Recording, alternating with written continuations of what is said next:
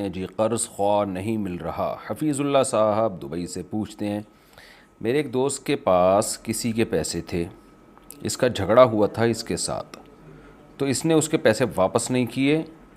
لیکن اب وہ کہہ رہا ہے کہ اس کو پیسے واپس دینے ہیں، لیکن جس کو پیسے دینے ہیں وہ بندہ ہی نہیں مل رہا۔ 2 مہینے سے کوشش کر رہے ہیں، اس کو ڈھونڈ رہے ہیں، لیکن وہ بندہ ہی نہیں مل رہا۔ بھائی بندہ کسی دوسرے ملک میں اس کا تعلق تھا، اب اس سے کوئی رابطہ ہی نہیں ہو رہا، وہ پیسے کسی مجبور یا ضرورت مند کو دے دیں تو چلے گا؟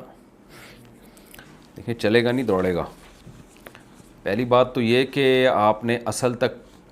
جن صاحب کے بھی آپ بات کر رہے ہیں نا، اصل مالک تک پیسے پہنچانے کی پوری کوشش کریں۔ اب یہ خود کہہ رہے ہیں کسی دوسرے ملک سے تھا، جب دوسرے ملک سے تھا تو تلاش آپ اپنے ملک میں کر رہے ہیں، دبئی میں یا پاکستان میں یا انڈیا میں، جہاں کی بھی آپ ہیں، تو پھر کہاں سے ملے گا بندہ؟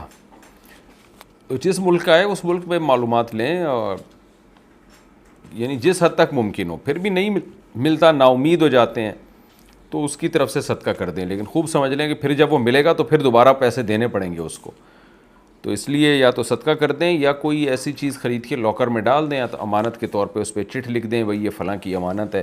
مل جائے تو ٹھیک ہے، نہیں ملے تو صدقہ کر دیں، یعنی اس کا گولڈ وغیرہ خرید لیں، کیونکہ پیسے تو آپ کو پتہ ہے ڈی ویلیو ہوتے رہتے ہیں۔ بہرحال اگر نام امید ہو گئی ہے تو اس کی طرف سے صدقہ کر سکتے ہیں۔ جسمانی ورزش کی شرعی حیثیت، محمود علی میرپور خاص سے پوچھتے ہیں، میری عمر 22 سال ہے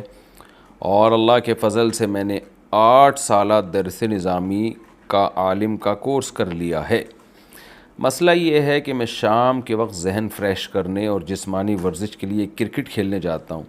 جس پر اہل محلہ والے اعتراض کرتے ہیں کہ اب آپ مولوی بن چکے ہیں، آپ کے لیے کرکٹ کھیلنا صحیح نہیں ہے۔ مفتی صاحب آپ رہنمائی فرمائیں کہ کیا مولوی کے لیے کرکٹ کھیلنا جائز ہے یا نہیں؟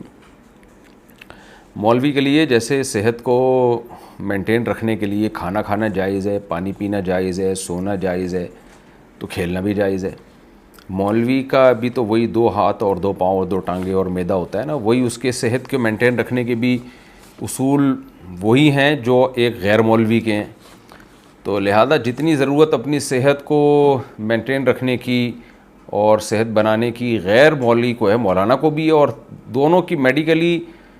فزیکلی جو فٹنس ہے اس کے اصولوں میں کوئی فرق نہیں ہے، تو اس لیے آپ کھیلیں جا کے۔ باقی کرکٹ تو میں ویسے آپ کو منع کرتا ہوں، کرکٹ میں ورزش کم ہے اور شو بازیاں زیادہ ہیں، تو کچھ اور کھیل لیں، فٹ بال کھیل لیں، ہاکی کھیل لیں، بیڈمنٹن کھیل لیں، تو اس طرح کے کھیل کھیلیں، جاگنگ کریں۔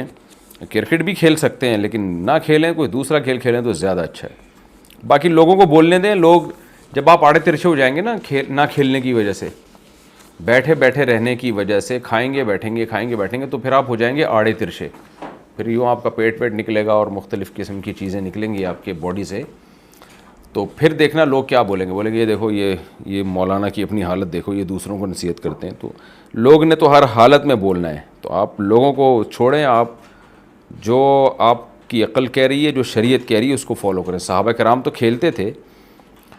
تیر اندازی کھیلتے تھے، نبی صلی اللہ علیہ وسلم ان کے کھیل دیکھنے کے لیے جایا کرتے تھے اور ان کو ترغیب دیا کرتے تھے، تو اس لیے آپ بھی صحت کو مینٹین رکھنے کے لیے ضرور کھیلیں،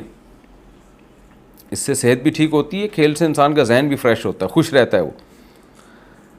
اچھا بھائی